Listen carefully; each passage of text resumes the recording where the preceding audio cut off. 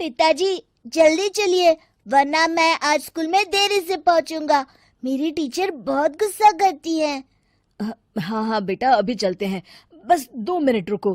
तभी रमेश की पत्नी कमरे से बाहर आती है और रमेश से कहती है, सुनिए जी, आज शाम को आप ऑफिस से जरा जल्दी घर आ जाइएगा। याद है ना, आज आपको मुझे शॉपिंग कराने के लिए लेकर जाना है।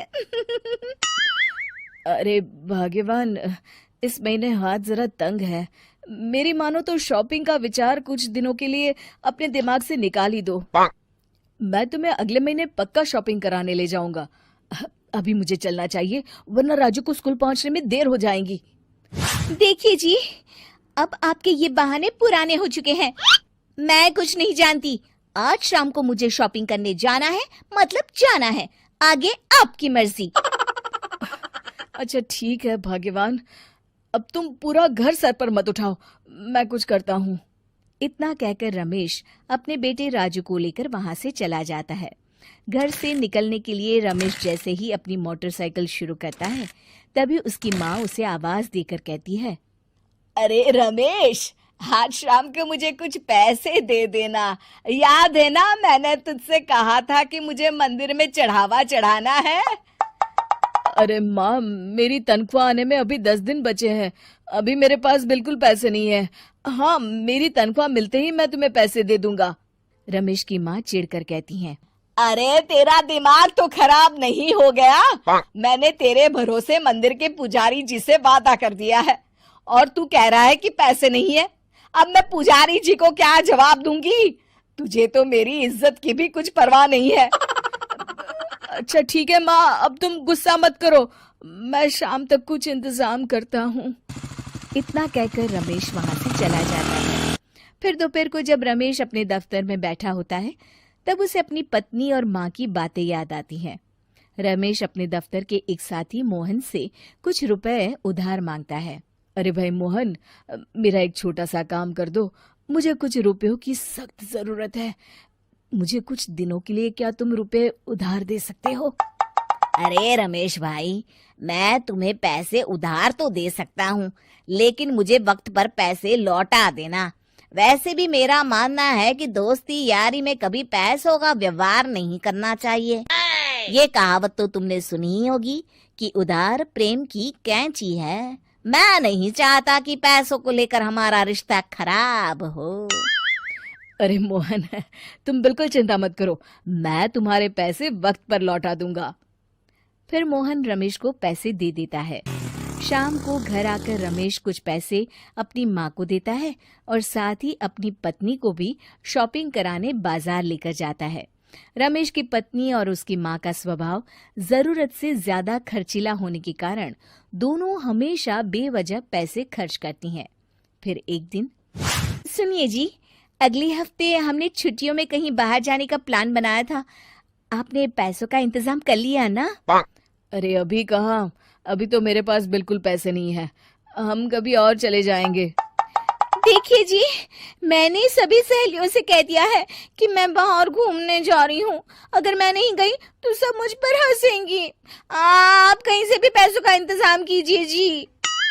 इतना कहकर रमेश की पत्नी वहां से चली जाती है। वहीं दूसरी तरफ रमेश की माँ भी तीर्थ यात्रा जाने की जिद करती है और रमेश से पैसे मांगती है।